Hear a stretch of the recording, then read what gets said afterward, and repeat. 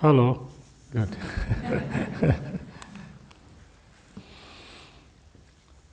So, we were going through the 7 elements for enlightenment, and we discussed briefly the first 4: mindfulness, discernment of phenomena, diligence, and joy. Now we come to the 5th one, pliancy. which is in Sanskrit it's called prasrabdhi, and Tibetan word is Hindu Jangwa. Hindu Jangwa is very well kind of trained, mainly master, to train very well, to master. So anything, if you really want to master something, you need to train. You need to train again and again. Same with Dharma, meditation, anything like that.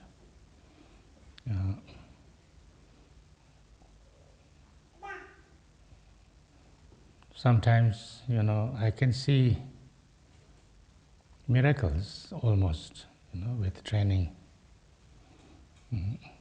Last Monday I was in down in the south, and then there was a talk, and I was there, and we went to the restaurant, and there was a young lady, and I was talking to her, and she was talking back to me. And after she left, the other one said, "She's deaf. She's completely deaf. She can't hear." I said, "But I was speaking to her, and she was, answering me." She said, "She trained lip reading. So, she didn't hear, but she was reading my lips. And my lips is not a familiar lip, it's a..." But she understood, that much you can train.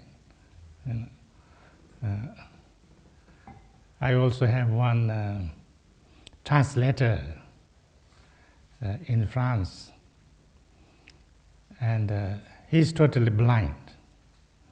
He's been blind from birth. He never saw anything in his life. But he's trained in computer. So he sits here, I say whatever, he just types in a special kind of, and he doesn't lose anything. He can completely translate directly. This is, I think, pliancy, the mastery, the training. Same with practice.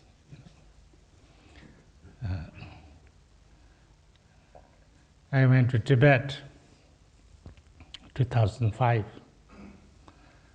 and in Tibet there are two very big kind of you can call it monastery, or you can call it Dhamma camp. I think maybe it's a Dhamma camp. There are 10,000 monks and nuns, and each of them more. I couldn't go to the bigger one because the camper had passed away recently. But I went to the other one, which was called Yachengar. And this, the Kempo, elderly Kempo, and they said that you can't see him because he's not well. Then we said, we come from very far away place, and all kind of things. And then at the end he said, "Okay, come in." So we went in. It was a little bit strange, kind of. First he says, "Look here, on my nose, there is a letter R."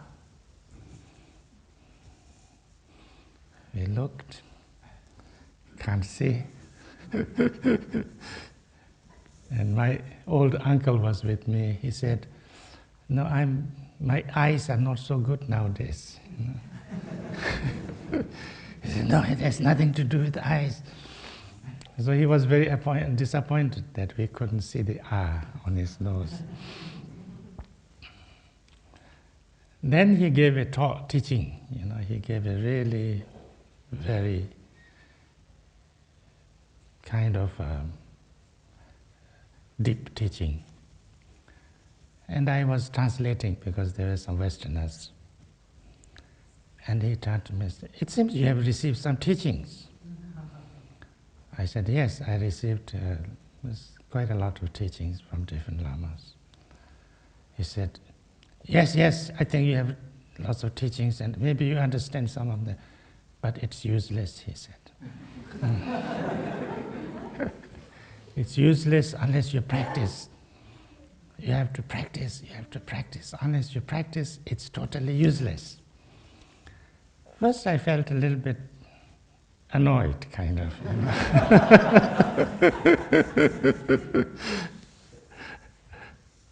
But afterwards I thought that was the best, instruction ever, because it's so true, I have received lots of teachings, from my childhood. And I had very great, teachers, and, I could receive all different levels of teachings and things like that, because I have this name of Tulku. I don't know if I'm a Tulku or not.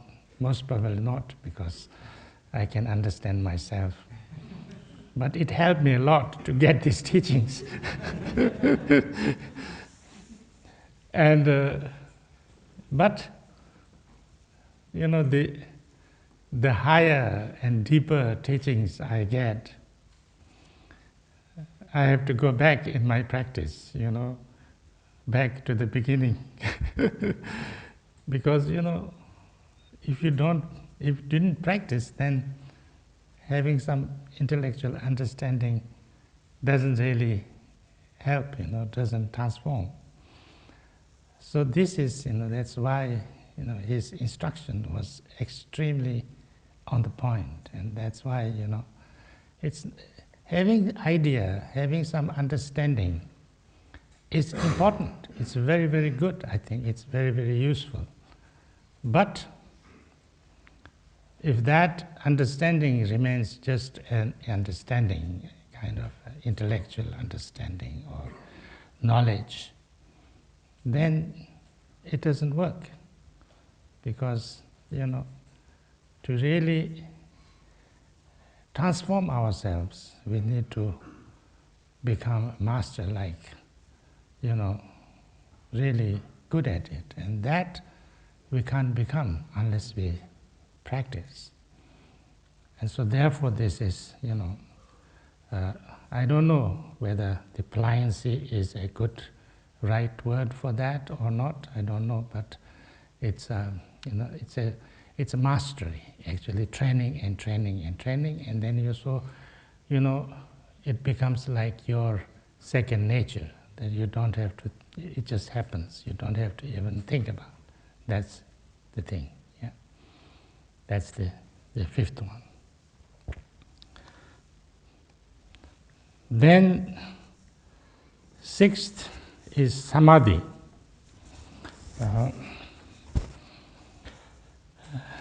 Samadhi is, samadhi, the word we all know, it's the meditation.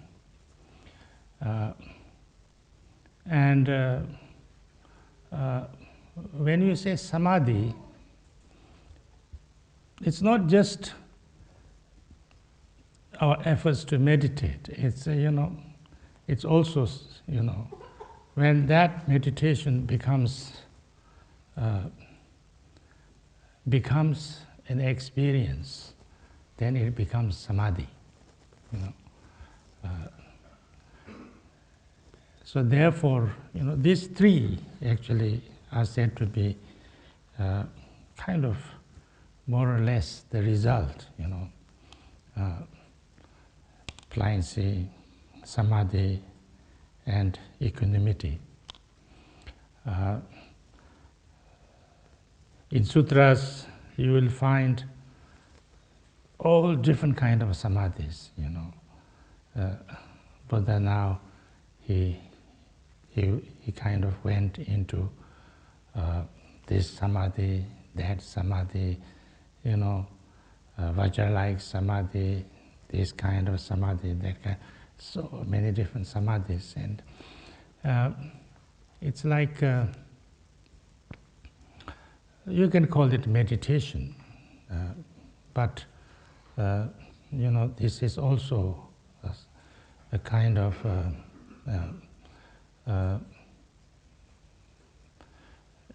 experience. If you can say, like,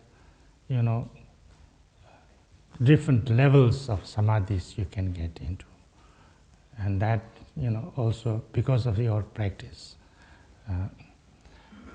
It's not just learning to relax.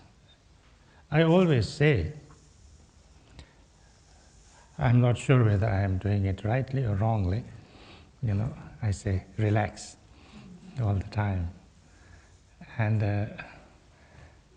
it's not necessarily that relaxing is the real samadhi or the meditation. But I think we need to start with the relaxing.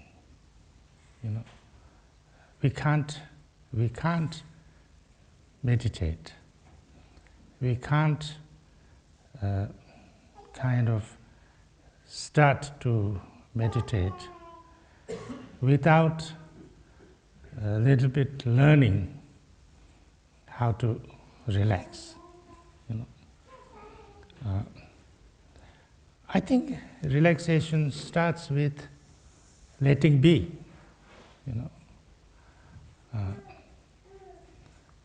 If you let be, then we relax. We cannot try to relax. I think we cannot try to relax. I'm trying to relax. You can't try. You just have to let be. And when you really let be, then we kind of, all our body and mind kind of relaxes. And then we also feel some sense of calm down, sense of kind of, you can call it peace if you like, Say like there's lots of, next door there's, these days, lots of sound, They are doing something, I don't know what, the whole day, I can't hear it, my room, but outside it's there, and I'm sure lots of people are quite disturbed by that, and it's normal, it's normal. But sometimes we think that if I have to meditate, I have to go somewhere, there's absolutely no sound, complete silence, and then we can meditate very well. And sometimes they go to the forest. Actually, forest is not a very silent place. I have a retreat place in a forest in Sikkim, and people who come there to meditate complain about too much noise, because the birds sing, and not only in the daytime but all night. There's some birds who sing all night, There's birds and they don't let me sleep. It's like that, And unless you can let be, if there is sound, if there is no sound, it's okay. It doesn't matter. If you can say that, then you can relax, because you let be. If you say, there should not be sound, why this, this, the birds are so much, then you can't relax, In India, there's another one, dogs. Dogs bark all night. I don't know why the dogs don't bark here. I was really astonished, because there are so many dogs and no dog is barking. There every dog is barking. And one barks and everybody barks. And they bark all night,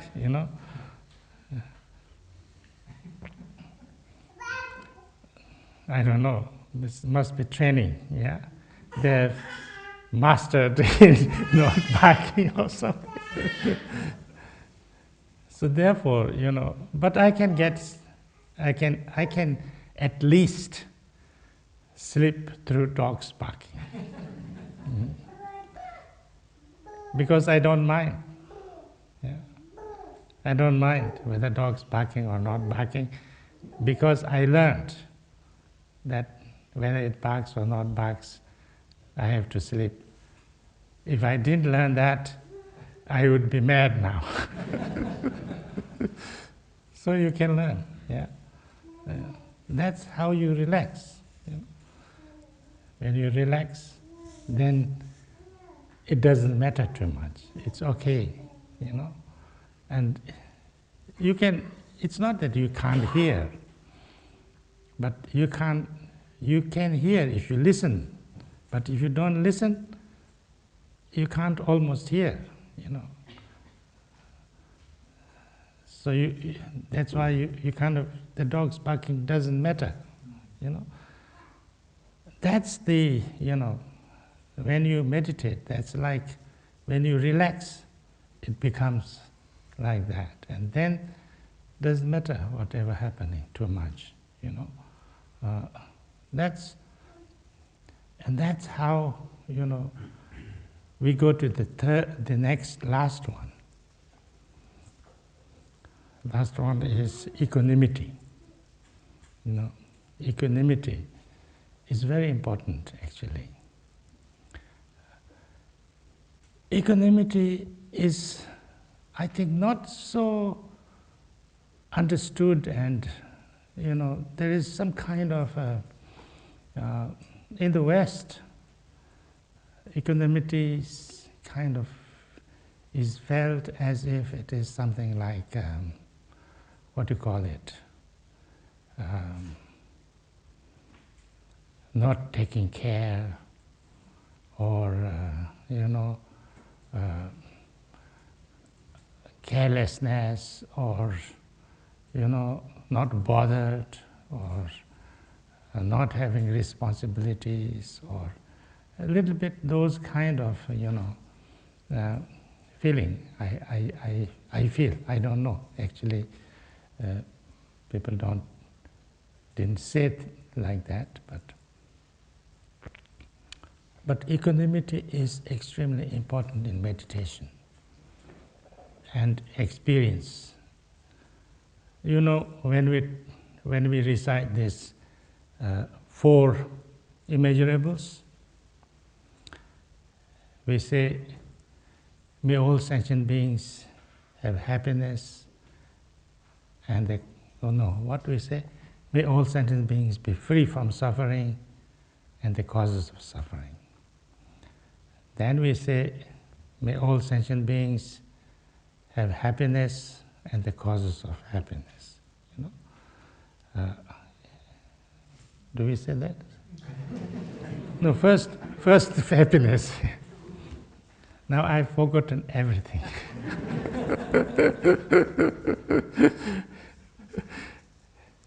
Next year when I come, I'll ask you, what's my name?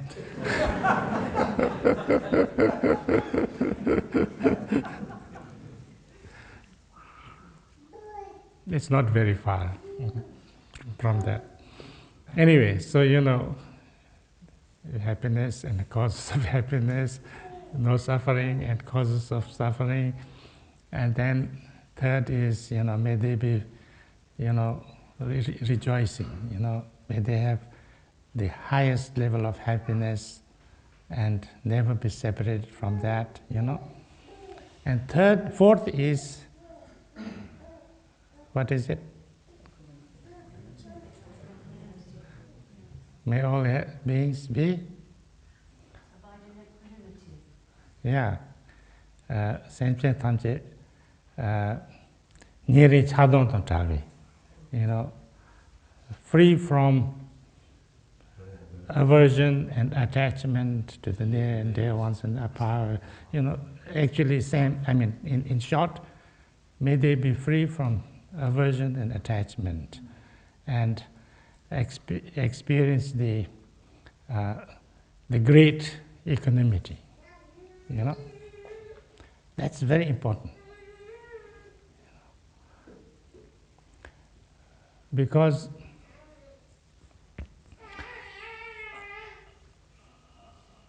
unless we have that experience of equanimity, great equanimity, we cannot be free from suffering. We cannot be free from suffering. Because anything that is nice happen, or something attractive, something, desirable, we will run after it. We have to get it. We have to try to get it. And then we have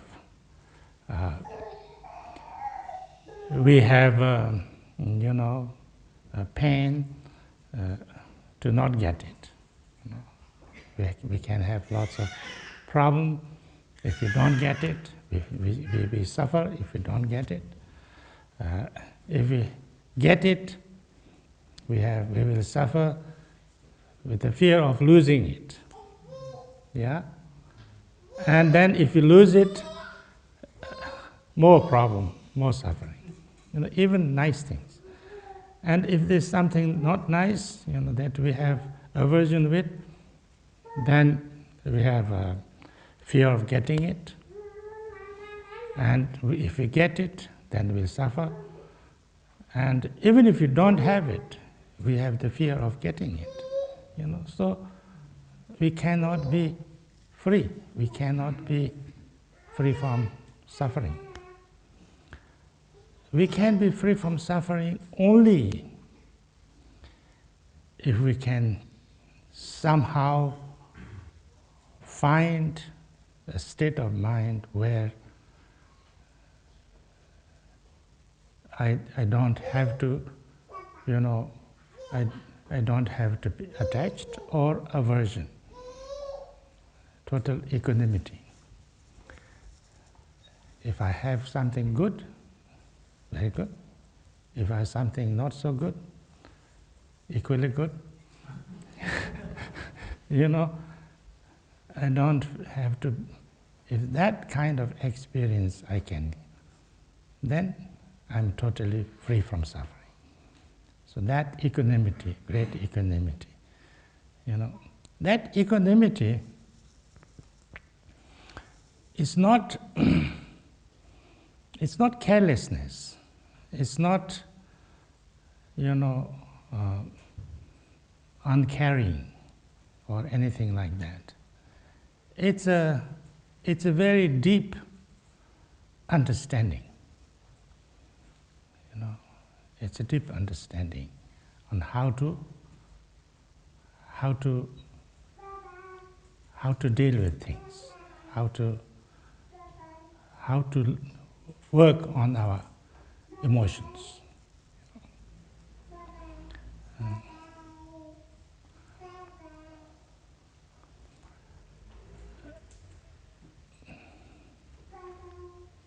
I remember this kind of a Jataka story when I was having this group discussion this afternoon. And I didn't have time to tell them this story. Maybe I'll tell here so that more people can also hear it.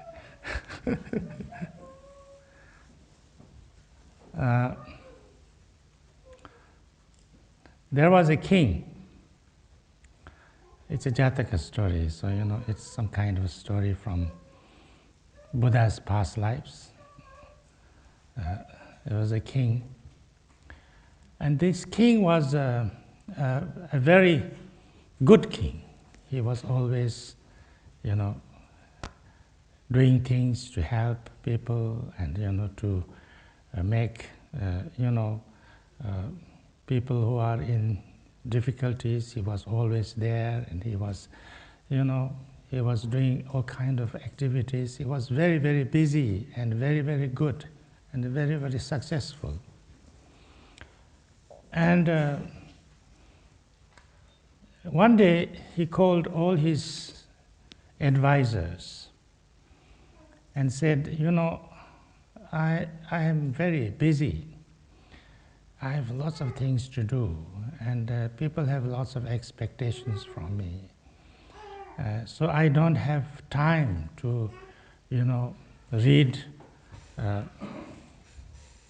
kind of big books and, research and, instructions and things like that. And I don't have time to also study much and things like that. But I want to know just one word or one sentence which gives all the teachings and which is equal to which can be applied on every situation, is equal to the deepest teachings of all. I need to find that. So what is that? So all his advisors was not really able to tell. Then he said, now I give you 1 week. In 1 week, some of you have to find this and tell me, there's one sentence which is equal to every important, essential instructions, teachings, wisdom of all. So everybody started reading, and everybody started to go to the library and read all the great books and things like that, and of their own, teachers and religions and great masters and things like that. And they brought some things, and they told the king. The king was not satisfied. Says, no, that's not. So they failed. And then one of them said, there is a very, very wise man in another country. Maybe he can tell you something. Because he is supposed to be a very wise man and very, great master and things like that. Maybe. He said, okay, let's go. So he took all his, retinue and his thing, and then he went to that country, and he saw this man. He was living in in the countryside, in a small hut. he went there, and then he says, I want you to tell me one word which is the essence of everything and the most important wisdom. And this man said, well, I don't know. I don't have anything like that. But my father was a very wise man. And he was, he was very wise and kind, and and whatever I learned from him. And he gave me this ring. He said, he gave me this ring. So he had a ring, and he told me that this ring has two, what do you call it? The stones.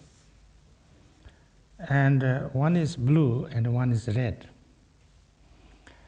And my father told me that if one day, if you come to a situation where everything is finished, everything is lost, you have nothing, you have nobody, you have lost all hopes, and you have, you are in the worst situation, then open this blue stone and you will find the right instruction. And he also told me that one day, if you are so successful, you have everything, and you have done everything, and you are achieved everything, and then you don't know what to do anymore, and you get a little bit, upset and kind of bored. And if you happen like that, if you become the top of the top, then you open the red stone, you take out the red, and there will be an instruction for you. He told me that, but I never had any of those experiences, so I didn't use anything, and now I'm old. I give you this ring. You take this ring, that's all I have. I don't know what other instruction I can give you. So he was given this ring, so he came back. And then, soon after, there was attack on his kingdom. One of his neighbor, a bigger kind of country, attacked him. And they had been preparing for it for a long time, and they had a huge army. So he fought back, but other army was much more stronger, so he lost, and he killed lots of people. They destroyed his country, his houses, everything, and he had very few people left with him. And then soon they had to run away, and they had to hide in the mountains and things like that. And slowly all his very near and close people also start to leave because there was no hope. So then he became alone. He was completely alone. And even when he was completely alone, the army of other country was chasing him because they needed to kill him to make it completely, So then he was, running around, and then all the army was really, coming very near and near. And then he went into some kind of a ditch or something like that, and he was waiting there. And the other people were coming nearer and nearer. And then he remembered his ring. And he opened the first blue stone. And inside that, he saw there was a little writing. He said, "This time will also pass."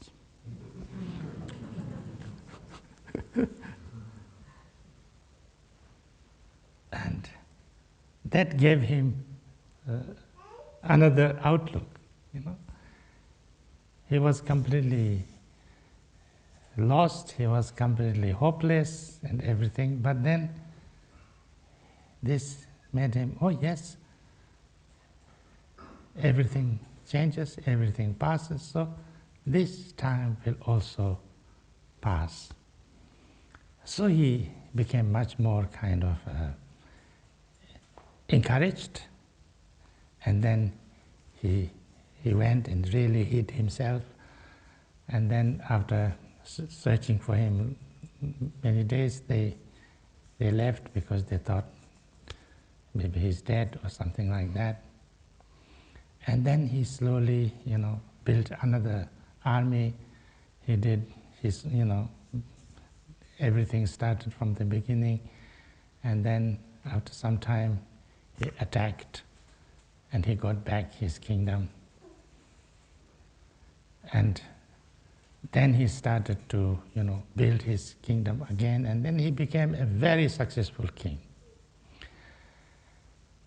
He became so successful that everything went well, the economy was booming, everybody was, admiring him and never could stop because he was so powerful and everything. And then he was feeling, what can I do now, He was at the top. And then he opened the red stone. And it was written, "This time will also pass."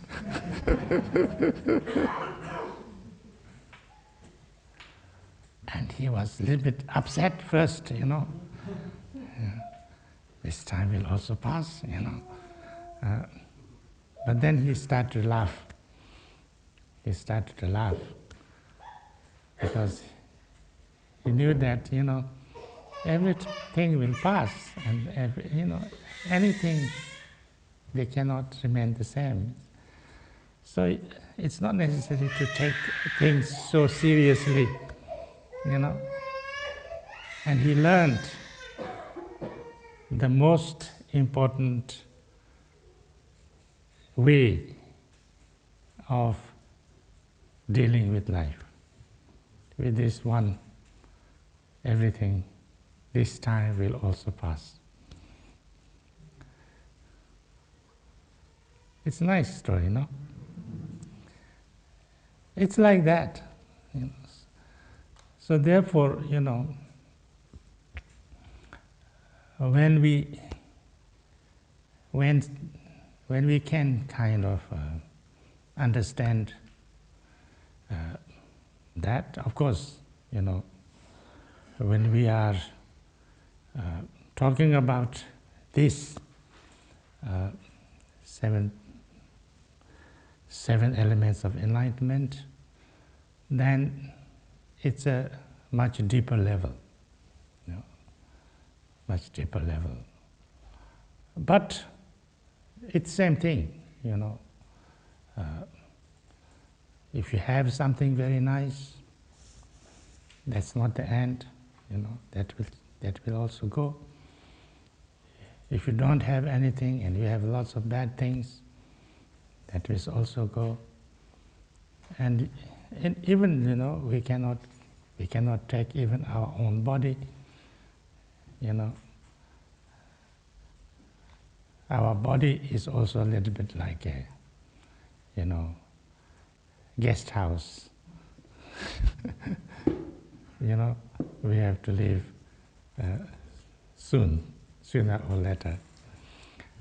So therefore, you know, when we really deeply can be, you know, can really understand that it's not necessary to have too much attachment and too much aversion to anything.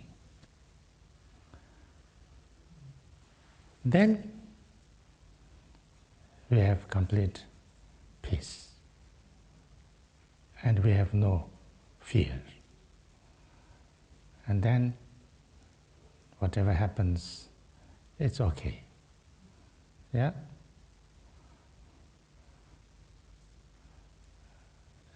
Now that experience can go deeper and deeper.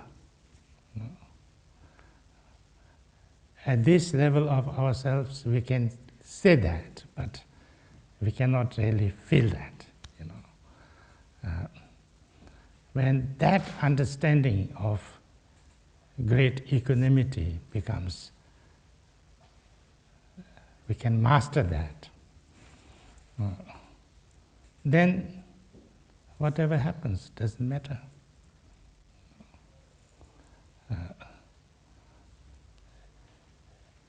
You know this. I was going through this during pandemic. What is it called? Pandemics. During pandemics, you know this. The last words of Gampopa. Maybe some of you were listening to that on Zoom. You know, when Gampopa, you know, was passing away, you know, just before he passed away, he wrote this, you know, message, and he says, you know, I'm now passing away, but you don't have to mourn because, you know, there's nothing called death. You know, there's nothing to die. There's nothing. It is a very, you know, very deep and also very nice instructions. You know, that anyway, it's you can read it afterwards if you want, but that's like that. You know, there's nothing to die. Actually, nothing. Death is, everything is changing all the time. You know, everything is changing all the time. You know, we are like a river. You know, river is flowing all the time. You know, and there is not one moment that it's not flowing. And each time, it's not the same lot of water, it's another lot of water. But outside from this is the same river. So everything in us is changing all the time. There's nothing, you know, every thought, every experience, every moment, every emotion, every, you know, it's like that. Every cell, you know. I don't know how many. Some say it's just in our stomach. They say there are like how many trillions of cells. So it's there, you know. Not only cell, bacteria. 1 trillion bacteria is there, you know. So we are bacteria.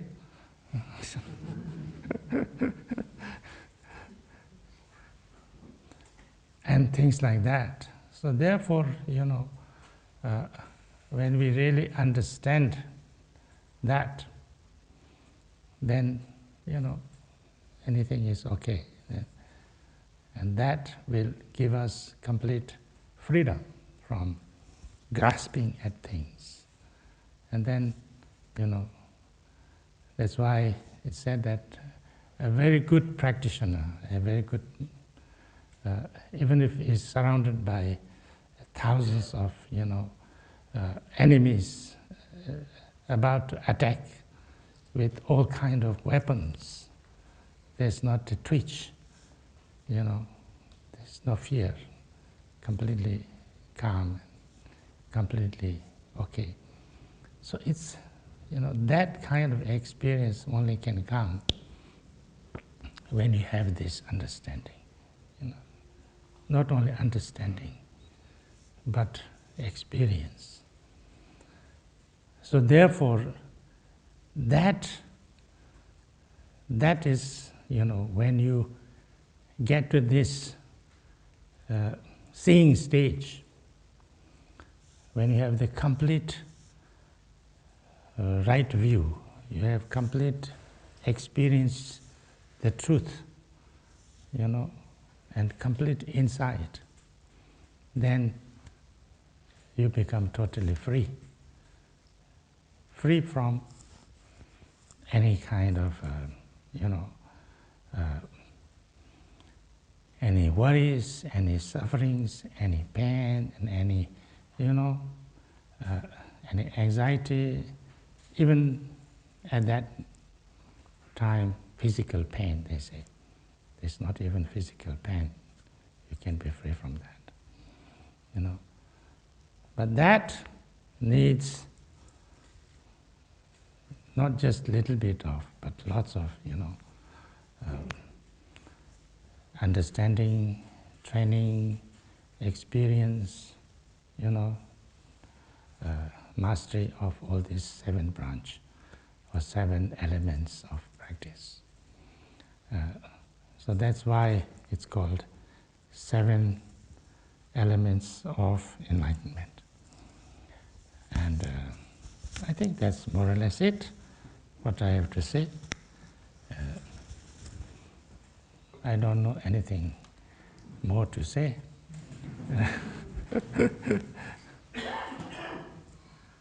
And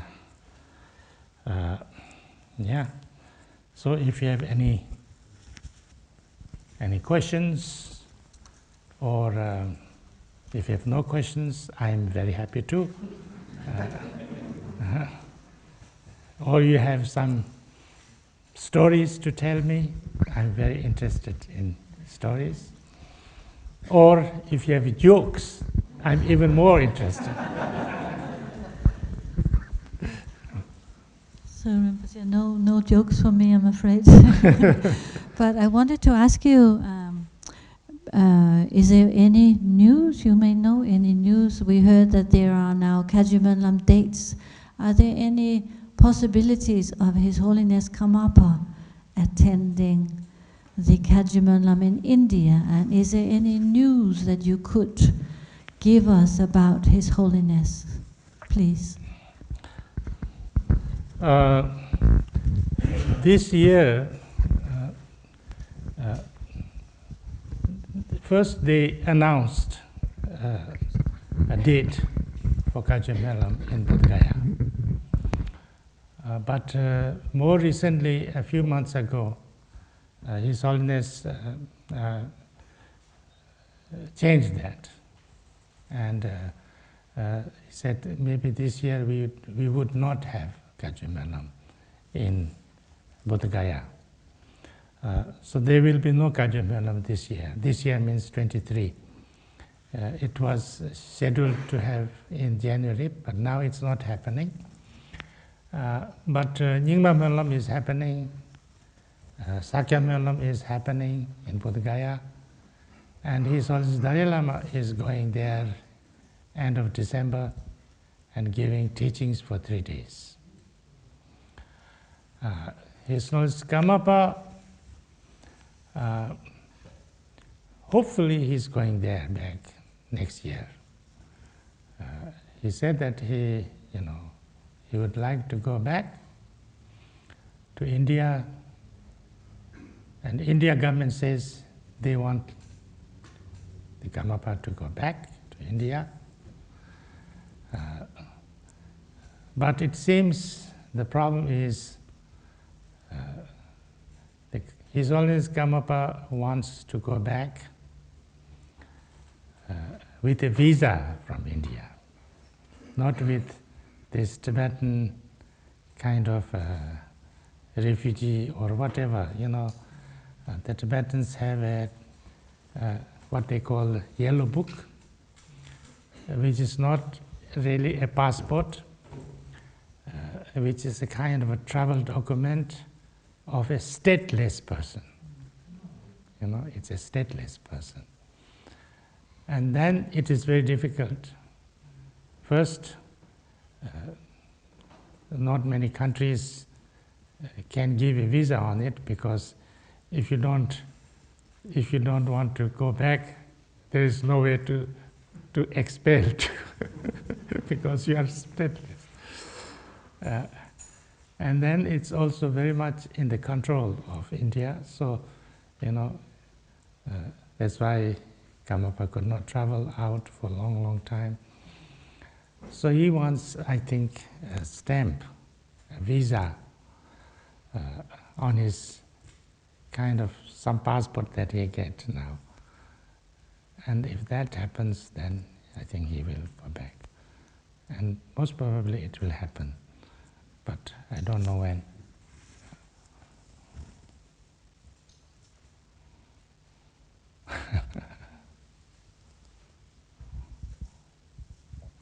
Yes? Rinpoche, thank you very much for your teachings.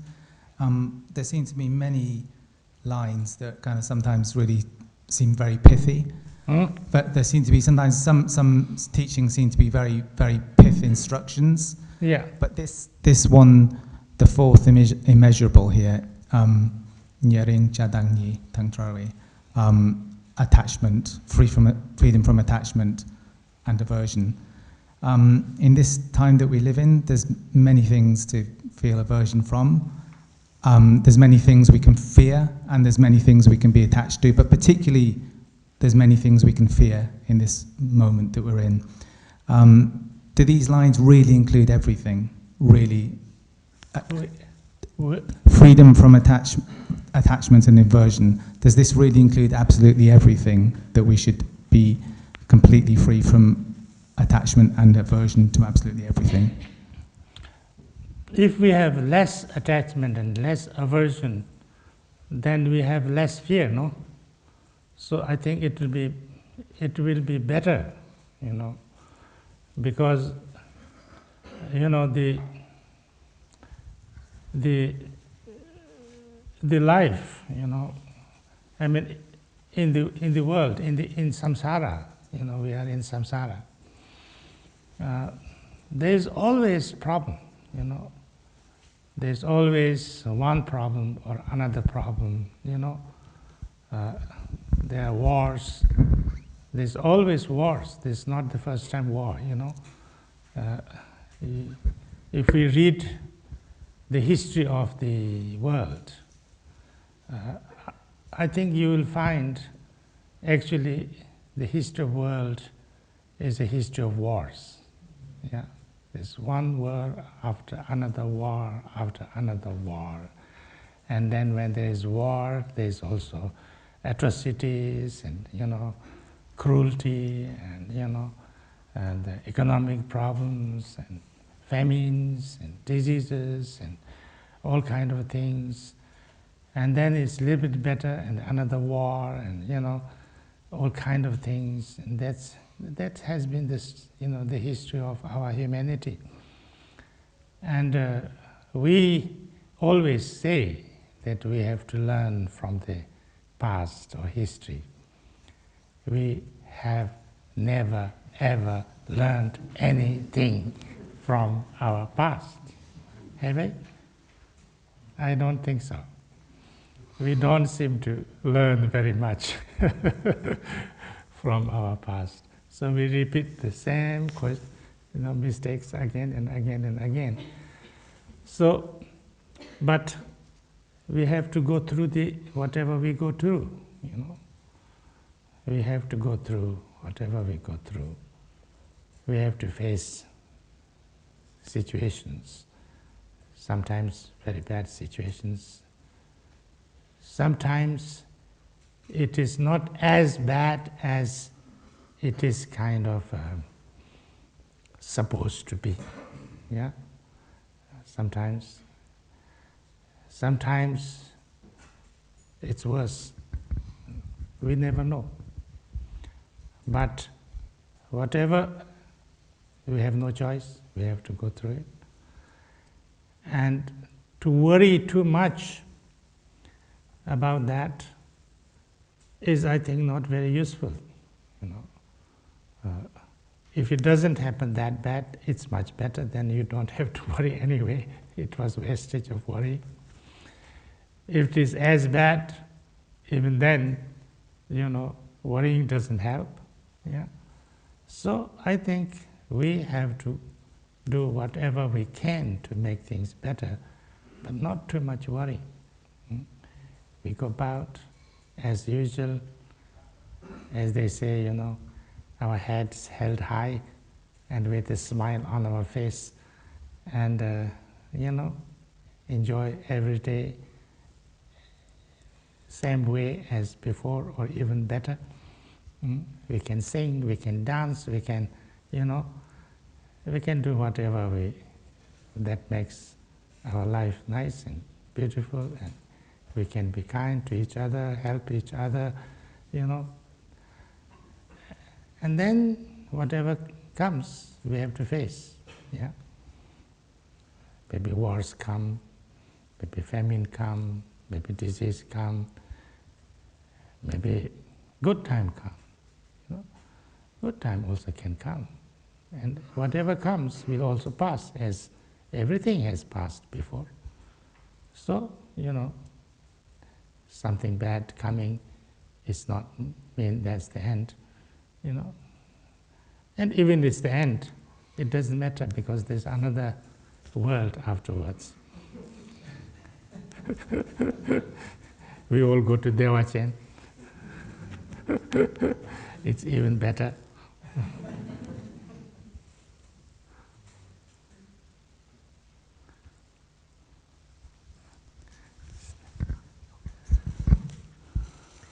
Rinpoche, I was in the library today reading about the 6 realms of samsara, and particularly struck me the time spans talked about. I don't know how literally we're supposed to take this. For instance, in the hell realm it says 1 day is 175,000 of our days, and the lifespan can be billions of years in the hell realms, which seems pretty awful. And the Preta realm, one lifetime is 15,000 of our years. And I just wonder how literally we should take this, or if it's just sort of symbolic. I think we should take it as because time and space is relative. It's relative. So like sometimes I have a dream, I have a dream for 3 days. I have dreamt, not very many times, but once or twice. I've dreamt of 3 days long dream. I mean, in my dream, but it was not 3 days, it was maybe, I don't know how long I dreamt, maybe 5 minutes, 10 minutes, but you can dream about 3 days, but it is not 3 days, no? But in my dream, in my experience in the dream, I was for 3 days. So therefore, that's time is relative. It's not absolute. Even this time that we think it's absolute, but it's not absolute. So therefore,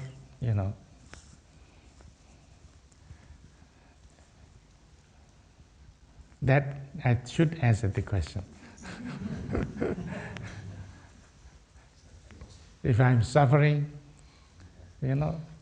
like sometimes if I'm lots of suffering or anxiously waiting for something, the time doesn't go very quickly. Yeah? And when I'm with nice people, friends, and things like that, time goes like this. Yeah. So it's like that. Subjective experience. It's a subjective. It's very subjective and relative. Yeah. So I don't know, but I don't think it doesn't mean that you don't suffer. I think you could suffer a lot, but that is something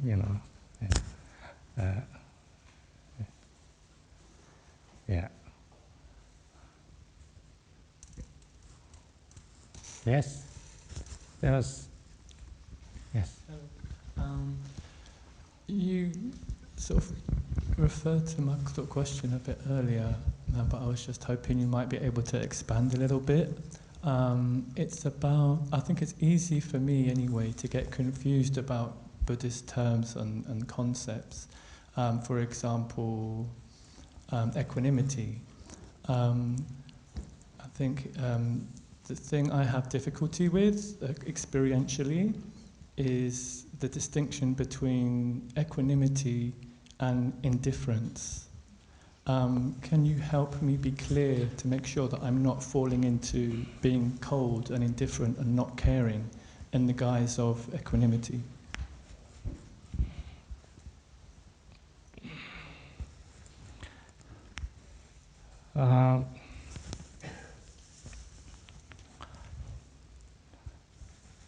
The indifference, indifference is more about, as you say,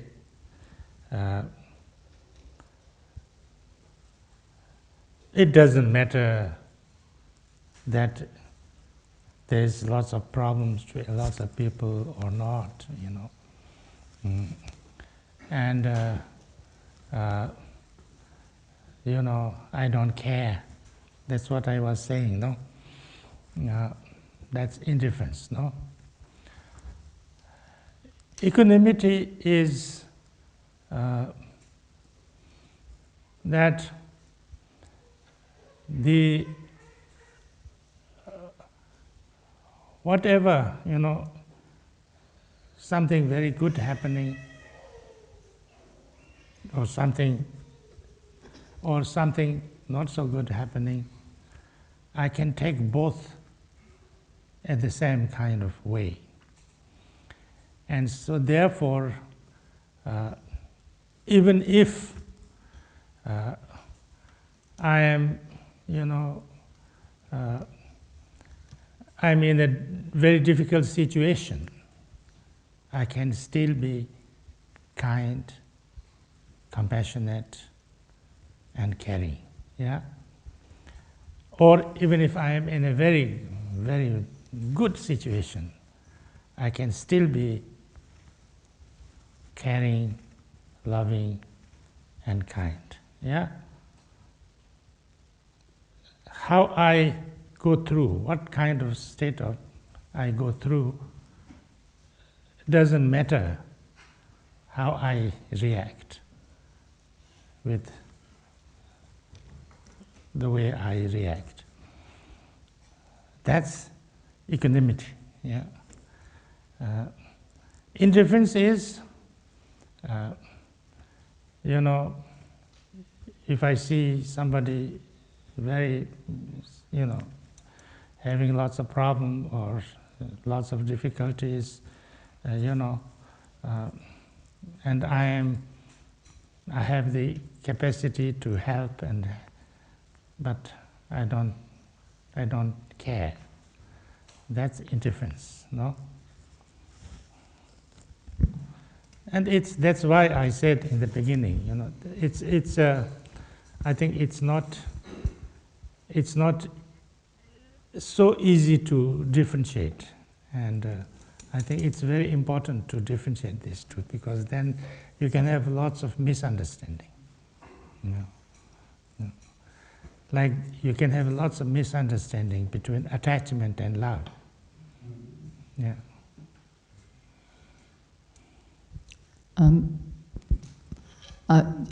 This is more a bit on the funny side. You asked yesterday about whether the British were lazy or not.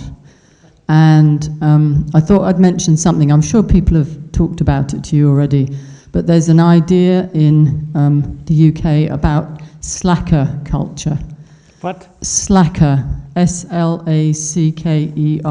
Uh-huh. So to slack is to not really work very hard. And there's an idea of a slacker culture where you kind of do the least that you possibly can get away with. But I think there may be like a historic root to this, because in England we have, we have a very strong class system. And it goes back hundreds of years to when a bunch of people were given all the land in England just for siding with the king and kind of being mean to everybody else, and this went on a long time. And so I think there's a sort of, there's like a kind of a certain bunch, a number of people who feel it's their duty to kind of be a bit slacker so that they're kind of having some kind of pushback at this load of people who got a load of stuff for doing nothing. I'm not saying that the British don't work hard, because I think they do work very hard. But that idea of slacker culture is, I think it's kind of funny. It's seen as a funny thing, not necessarily a bad thing. Some people think it's bad, but there's an irreverence about it, which is very, very peculiarly British. It's a very British thing. Slacker. Yeah, the slacker culture, yeah. The British are slacker.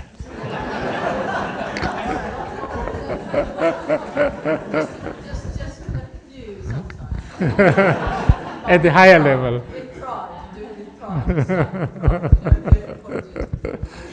Yes. Okay. I don't know if I know the word slacker. Yeah. Thank you.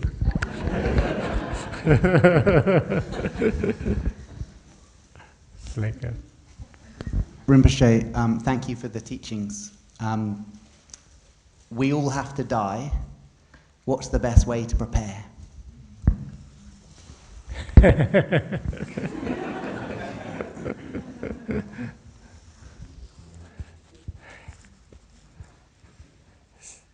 Seven elements of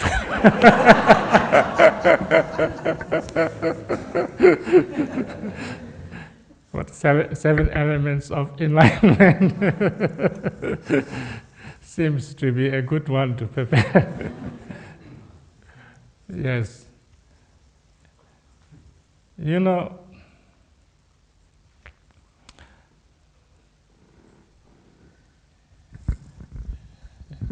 we say like this, you know,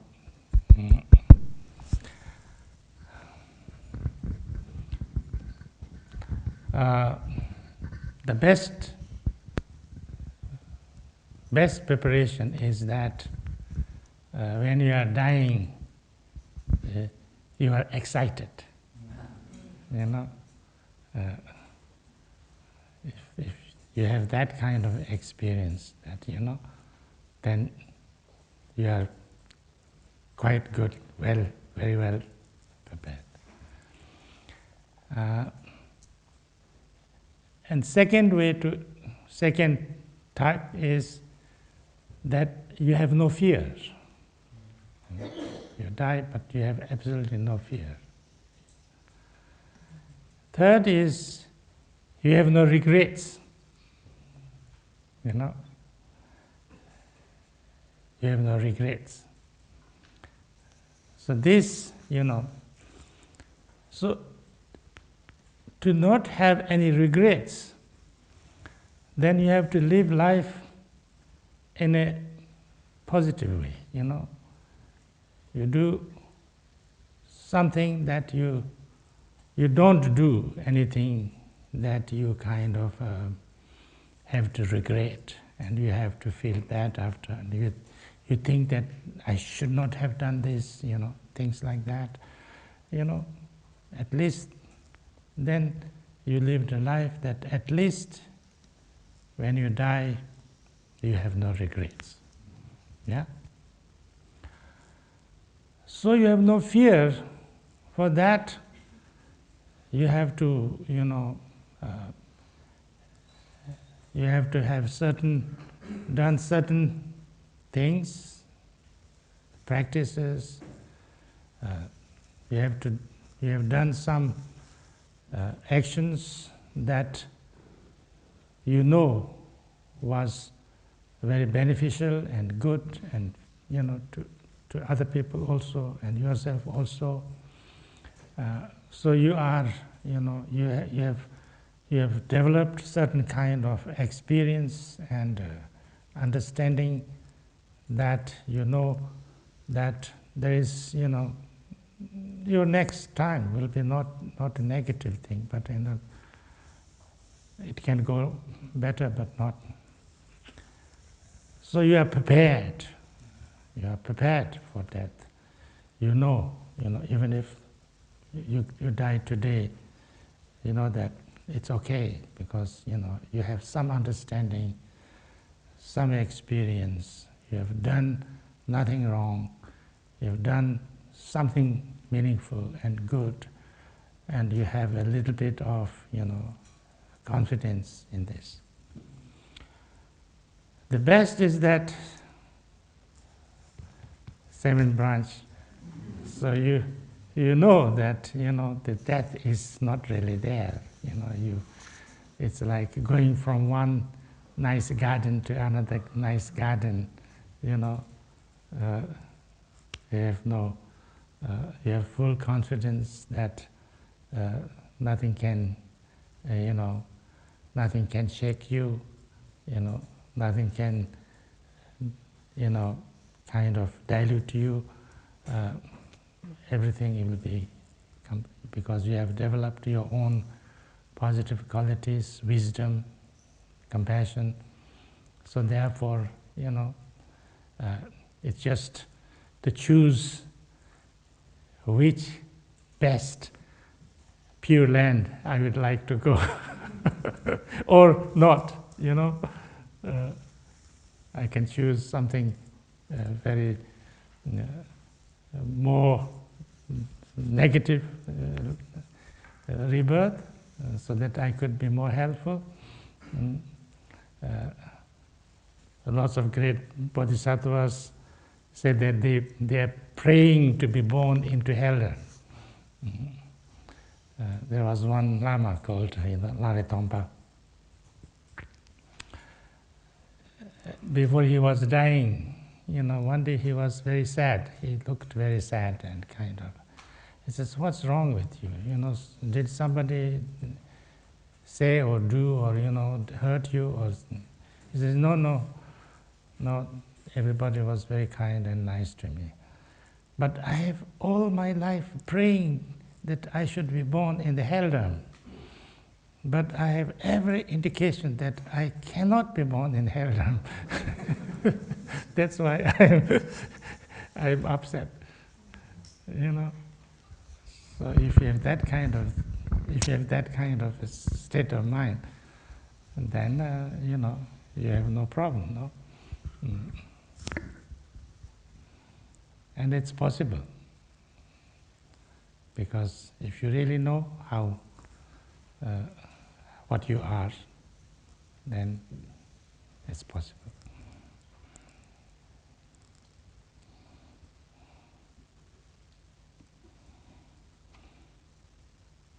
Yes?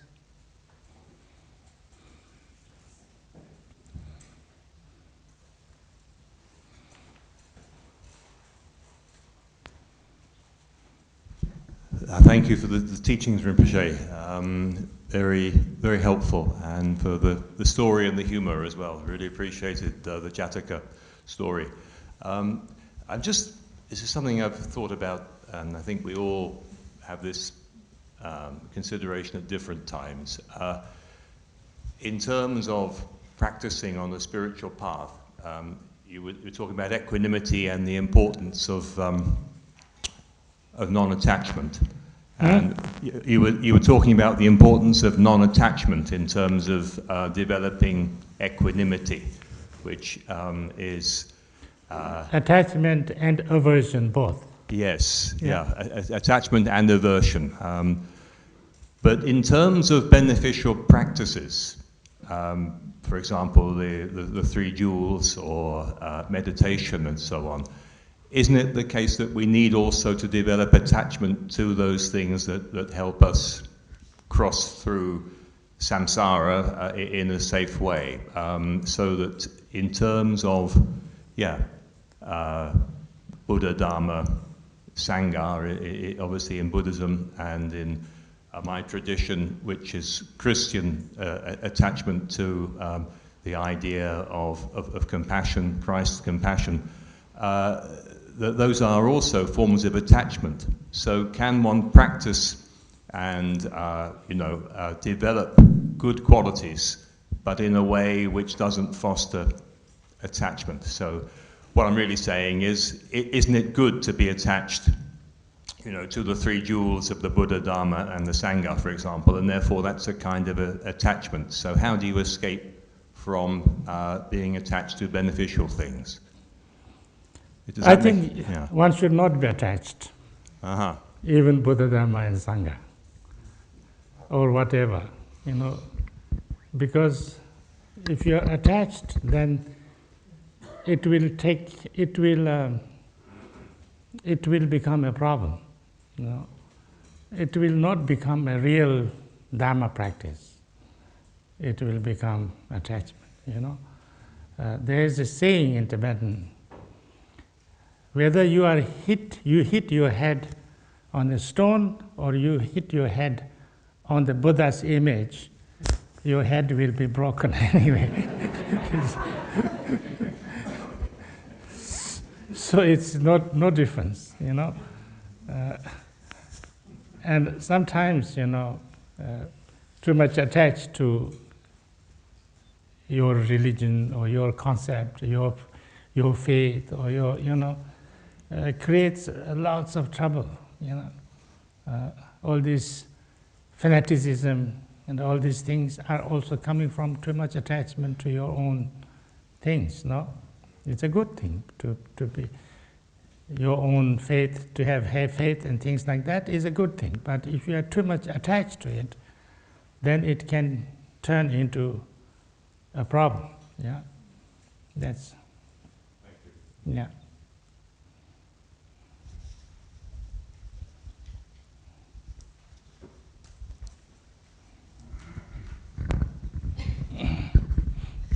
Thank you for the teachings, Rinpoche. I just have a question from yesterday's teachings. Okay. On the three different types of laziness, and specifically the second one, which was busyness. What? Busyness. Busyness. Okay. Sorry, it's not working. Can you hear me? Okay. And that's something that I find very difficult. Like, I'm addicted to doing stuff and being busy all the time. And I try to make those things positive, but still it's the same like hunger to do something all the time. And then I kind of collapse at the end of the day, an exhausted heap from. But I find it very difficult and actually I'm a bit afraid in a way of letting go of that addiction, I guess. I was wondering if you had any tips to help me with that. I think if you are busy, that's also good. That means you are not lazy. Yeah. But the idea is not that you should not be busy, but the idea is that you should give right priority to things. Yeah.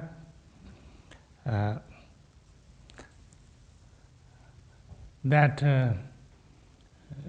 you are busy, and when you are busy, you are doing really the important things that would be really good for you, good for everybody, very useful things. Then it's very good. Yeah.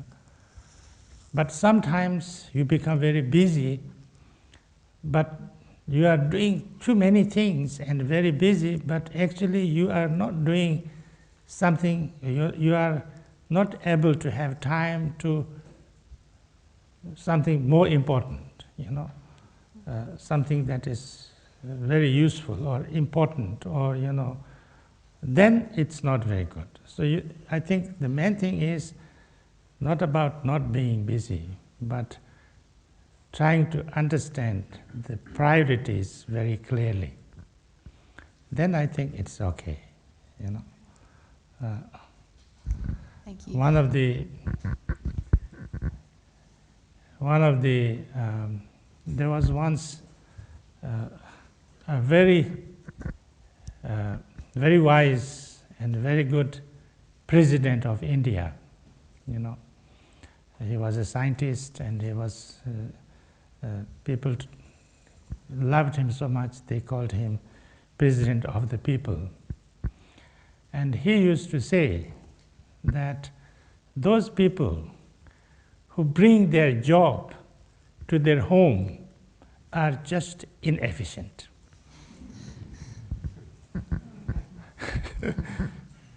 They should leave their job in the office, and then when they come home, they should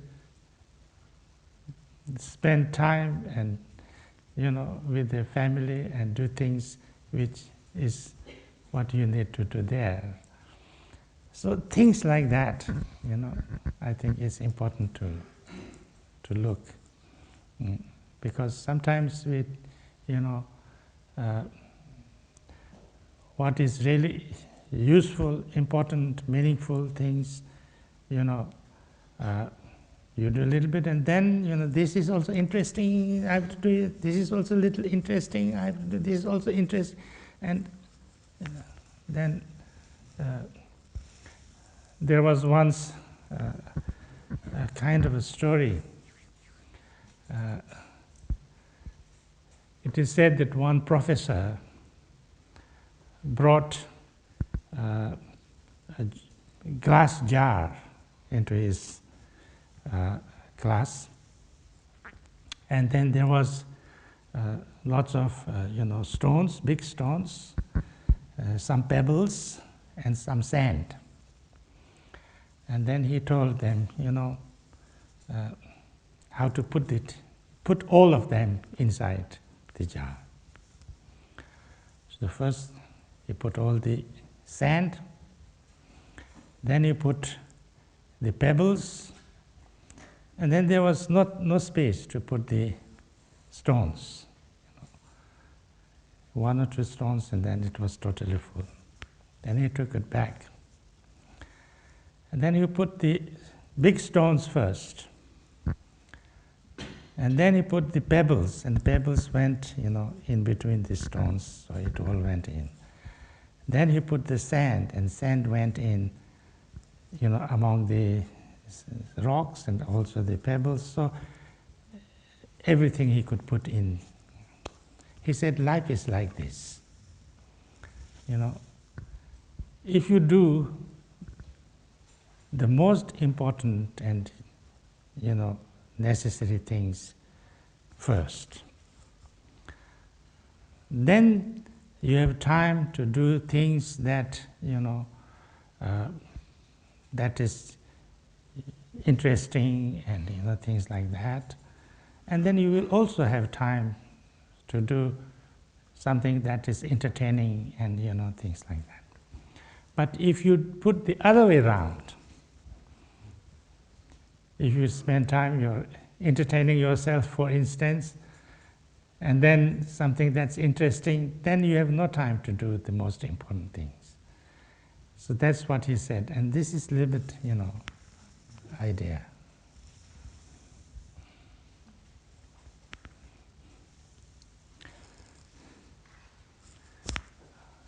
Yes? I think it's okay. I can hear you. Okay, so you mentioned that once we are understanding what we are, then we should be okay.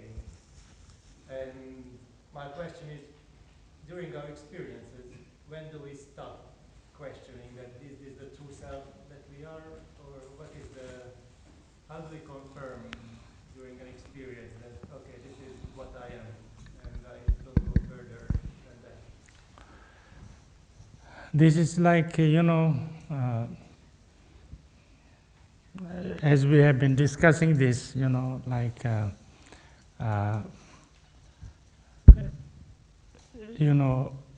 from Buddhist point of view, to kind of discern, to try to see how the things are, how you are, how everything is. Discernment of, this becomes very important. It is also it's a study, it's a reflection, and also, as I said yesterday, a meditation. And through that, you understand, what is it that you are really, and what is everything is. So this is, things like that. So that's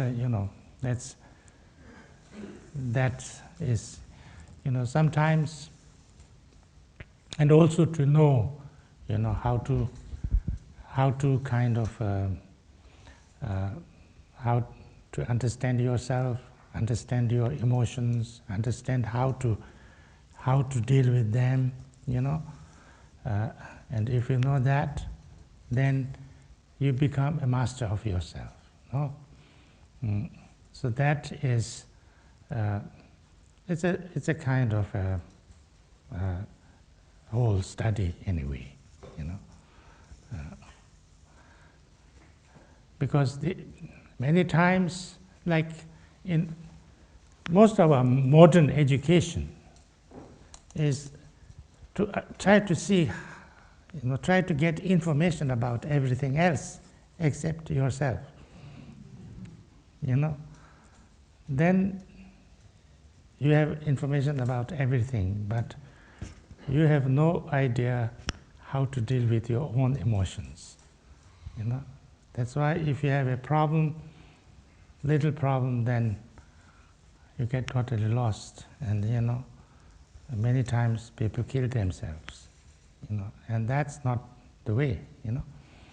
So therefore, very important to understand yourself, how to deal with your emotions, how to work with,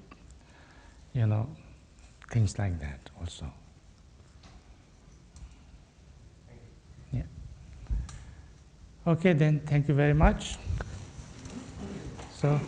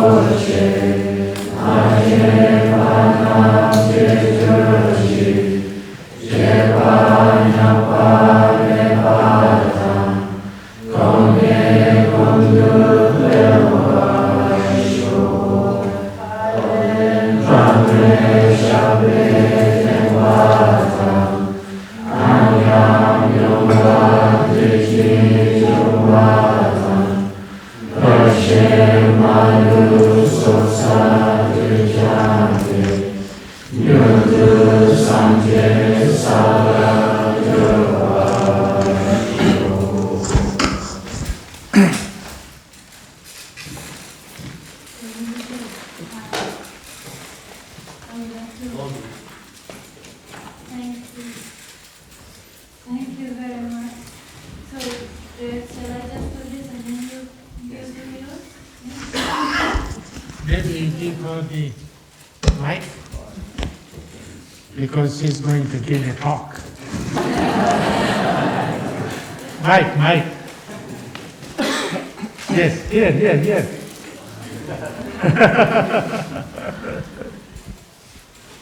So, I just wanted to thank you very much, Rinpoche, for your time.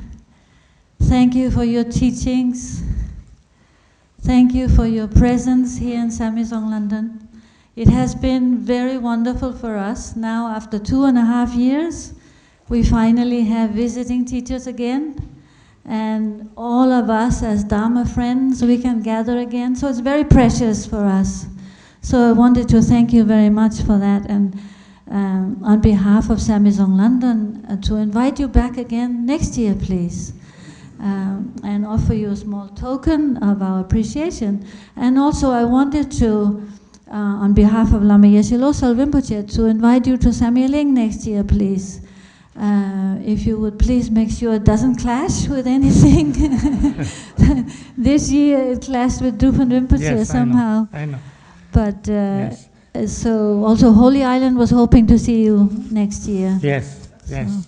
I like to go to Holy Island too. It's been a long time, you know. I used to go to Samye Ling every year. And especially also because of Sherapaldin Beru, you know, he is this old artist. We became friends when I was 8, and he was maybe in his 50s. And then since then, we've been friends all our lives. And I've been visiting him every year. And Akon Rinpoche would say that, don't miss him. Every time, make sure that you come. So I did. And of course, I got actually a message from Lama Yeshe also, Okay. Yeah. that I should come. But, you know, this time it was strange because it took me 5 months to get English visa. Yes. And then I got it just before I have to go back. But I said, I must make it a rush. So I am here. So I'm very happy, and thank you very much. So thank you, Rinpoche. It was totally...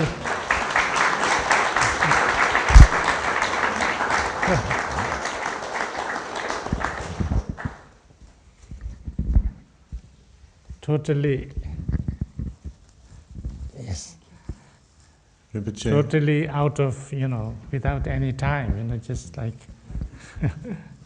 On behalf of Bodhicharya London, I would say thank you very much for your immense wisdom, generosity, kindness, and for your visit. Norbert will give you our gift. Bodhicharya Kent, for your wonderful teachings down there as well. It's been fantastic 2 weeks. Thank you.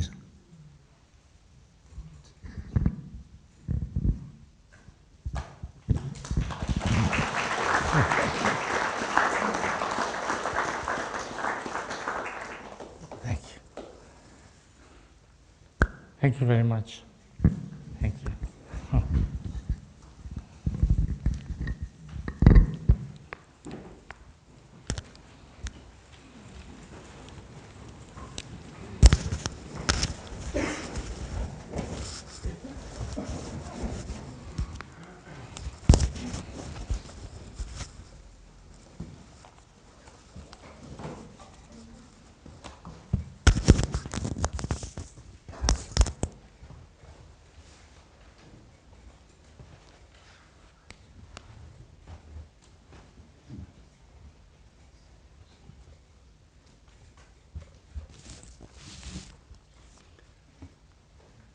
Good night.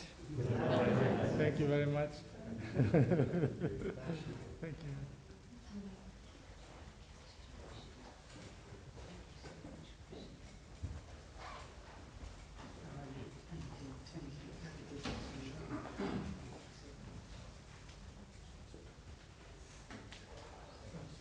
you.